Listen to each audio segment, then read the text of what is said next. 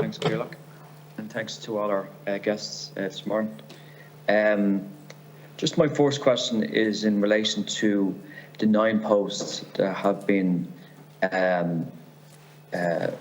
advertised in relation to Lindara. How many of them posts have been filled thus far? The nine development posts for 2022. They haven't been filled yet. The primary notification is just issued in the past month, Deputy, and we're currently actively recruiting those through the National Recruitment Service, and in some cases we will look to putting in place some agency staff in the interim if the National Recruitment Service don't have panels in place. Okay. How confident are you that them 11 beds in Lindara will open come September? Well, with the extensive efforts that we're putting in, Deputy Kenny, we are, as I said, as Mary O'Kelly has already indicated, we are reviewing that on a constant basis, and we are certainly very hopeful and confident of reopening in September, similar to what happened a number of years ago, as Deputy Ward has sort of indicated there, back in 2017, and that's the plan, and we're sticking to that. Okay. And this is not a criticism, and I understand there's mitigating circumstances why situations in health services, particularly mental health, there is issues, circumstances why this is happening. But why was this not envisaged that this could possibly happen again? Obviously, it happened 4 or 5 years ago, and the same situation has arisen again after 4 to 5 years.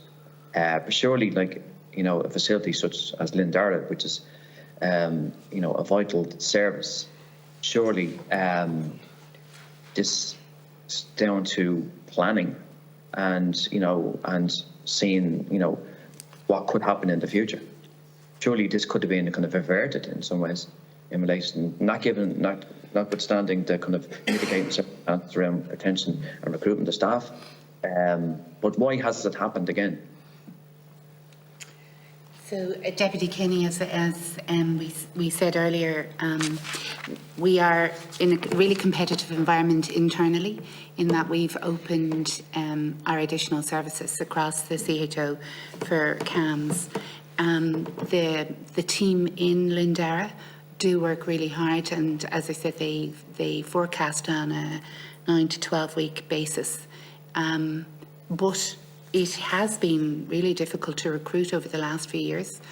We haven't ever achieved full recruitment of the 50 plus posts, and we do have a combination of strategies in place, including agency.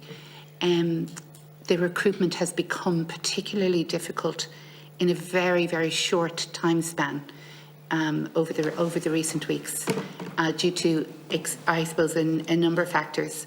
As I say, competition out there from other providers, difficulty with we do try and, where possible, stick to the same cohort of procured nurses, so the same agency, because they have built up an expertise. That agency has found it difficult also to recruit, which hasn't happened to us before. And borders have opened, so people have resigned and left. And we had some, I suppose, sick leave, and it's been a perfect storm in recent weeks, and hence being where we're at. It's not a decision we took lightly, but we had to look at actually the skill mix on the ward, or in the units, and we were at a place where actually we could not, unless we took this action, guarantee safe quality care for the service users of the unit. And as you were saying earlier on, the unit itself has a nursing complement of 51 nurses, but at the moment has less than half that. Yeah. Am I correct? Yes. Okay. Yeah. Okay. And to obviously fill that gap, that's going to take a considerable amount of time. It will. So again, we'll be working on a mixed methodology where we will be looking to recruit, as we say, from the graduates and the panel that's been created for the graduates. The bespoke campaign that we have out at the moment and we most likely will still have to rely on agency staff. That will go on for a considerable amount of time, I'm gathering. We don't, at this moment in time, we can't envisage that we would operate the inpatient unit without that mixed methodology. Okay. And just my final question, obviously, for those families and young people that, you know, use a vital service such as Lindar. I know it's a difficult question, but could this happen again in 3 to 4 years' time when the beds are kind of reopened come September? You know, could this happen again in a number of years that, you know, same situation arises in relation to retention of staff? Because obviously if 11 beds are not being used, that means that young people that need a kind of intervention are not getting it.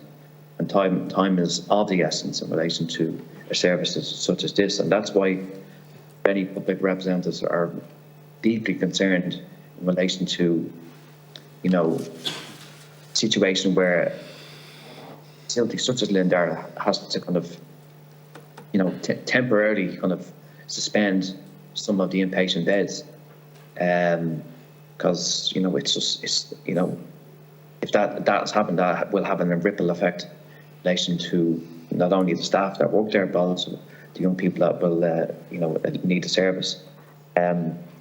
So can you guarantee that this won't happen again? And you know, you know, because people will want to know, will we be in the same situation 2-3 years time? Can we guarantee? We can't guarantee. It's not a place that we like to be in at all. I think Jim spoke very well about the increase in the HEI places for psychiatric nurses. We're being as creative as possible in the area. We absolutely acknowledge that across the CHO, and it's not just mental health, that we are having difficulty in recruiting. People are interested and willing to work. We've excellent services. They want to come and work in those services, but they actually are unable to afford to live in the area. They're unable to rent in the area, and they're driving. We have staff driving from the Midlands, from the West, and that's unsustainable. So I suppose they're all the things that we are looking at organisationally, and that, as Paul Reid mentioned in his interview on Sunday, I understand there's a lot being looked at nationally with regard to, I suppose, facilitating staff to come and work in those areas where they would like to be able to work but can't afford to work. Yeah, Deputy, yeah, I think it's a very, very important point, because you know, graduates want to work in the Irish health system. There's no doubt about that. But you know, there are circumstances where they kind of, you know, in relation to, as you said, you know, proximity to their workplace, other circumstances like rent and so forth. It's not viable. But if you make it viable for graduates, they will work, you know, in the Irish public health system. But circumstances not allow them to do that. But if you address them issues, then you won't have this it's almost perennial situation where, you know, facilities such as Lindar have to kind of suspend some of their kind of inpatient facilities. So look, hopefully this doesn't happen again, and you know, the beds are reopened come the autumn, and we won't be in this kind of circumstances, because it doesn't kind of, you know, it's no good to anybody in relation to such a service such as Lindar having to, you know, be in a situation where they can't offer inpatient beds for the young people that need them. Thank you. Thank you, Gino.